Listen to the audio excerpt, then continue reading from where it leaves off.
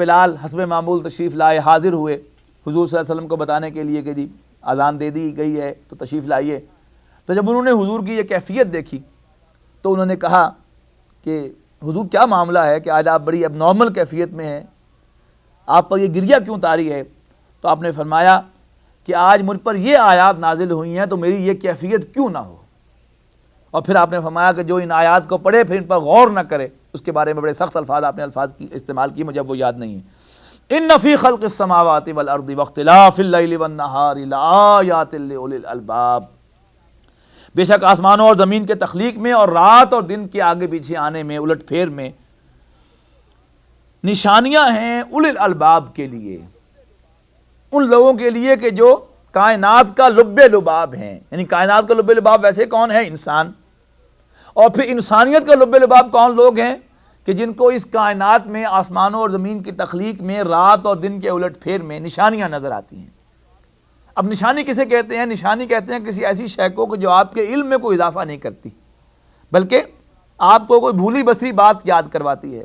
مثال کے طور پر آپ کہتے ہیں کہ یہ میرے بچپن کے دوست کی نشانی ہے، یہ میری اسٹوڈنٹ لائف کی نشانی ہے۔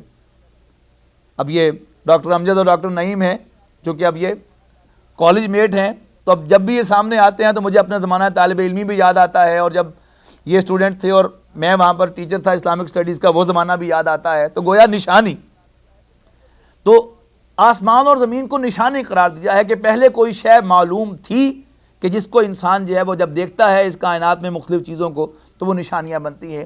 قرآن مجید میں یہ مضمون خاص طور پر مکی صورتوں میں بہت پھیلا ہوا ہے اور بے شمار نشانیوں کا تذکرہ ہے، جن میں سے چند ایک میں جلدی آپ کو بتا رہا ہوں تاکہ مضمون مکمل ہو جائے۔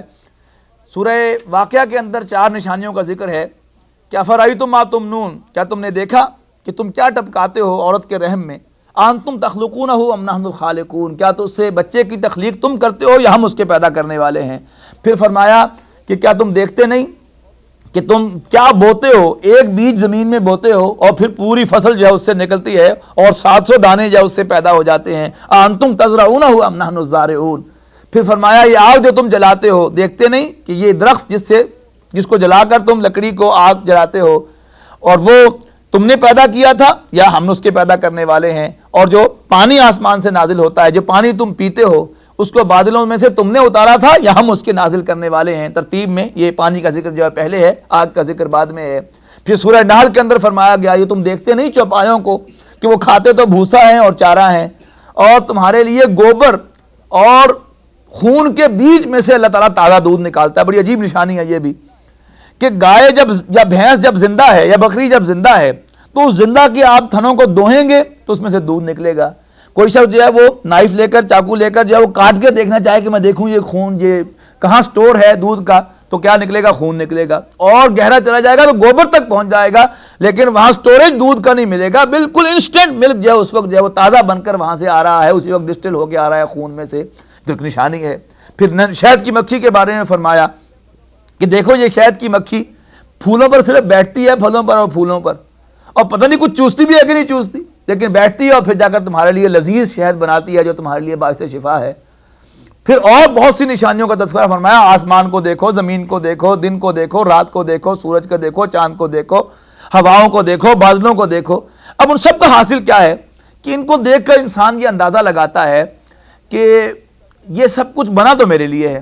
یعنی سورہ واقعہ میں اس کو واضح بھی کر دیا گیا کہ کام تمہارے آ رہا ہے، یعنی بچہ تمہارا بن رہا ہے لیکن تم اس کے بنانے والے نہیں، پانی پیتے تم ہو تم اس کے اتارنے والے نہیں، آگ جلاتے تم ہو درخت کے بنانے والے نہیں۔ اب یہ نشانیاں ہیں نا بہت بڑی، تو کسی اور نے، اب نشانی کیا ہوئی؟ ان کو دیکھ کر یاد آئے گا کہ کسی اور نے، کوئی ایک ہے اس سب کے پیچھے جس نے مجھے بھی بنایا اور میرے لیے سب کچھ بھی پیدا کیا۔ تو آسمانوں اور زمین کو دیکھا، گائے کو دیکھا، بکری کو دیکھا، شہد کو دیکھا، اور پھر آگ کو دیکھا، بارش کو دیکھا، یاد آ گیا کوئی کہ جس نے اس کو بنایا تھا۔ اور وہ کیسے یاد آیا؟ سورہ اعراف میں جا کر ہم پڑھیں گے کہ اللہ تعالیٰ نے ہمارے اس وجود سے پہلے ایک اور ہمارا وجود بنایا تھا، وہ روحانی وجود تھا یا جسمانی وجود تھا، اس کی تفصیل پورے طور پر نہیں آئی قرآن مجید میں، لیکن قرآن مجید نے یہ واضح کر دیا ہے کہ ایک وجود تھا، تمام انسان جو ہے فوج در فوج اللہ کے حضور حاضر تھے، اور اللہ تعالیٰ نے اپنا ایکسپوجر ان کے سامنے کیا تھا اور ان سے پوچھا تھا الستو بربکم، کیا میں تمہارا رب نہیں ہوں؟ قالوا بلا، سب نے کہا کہ بالکل صحیح، ہم مانتے ہیں کہ آپ ہمارے رب ہیں۔ پھر اللہ نے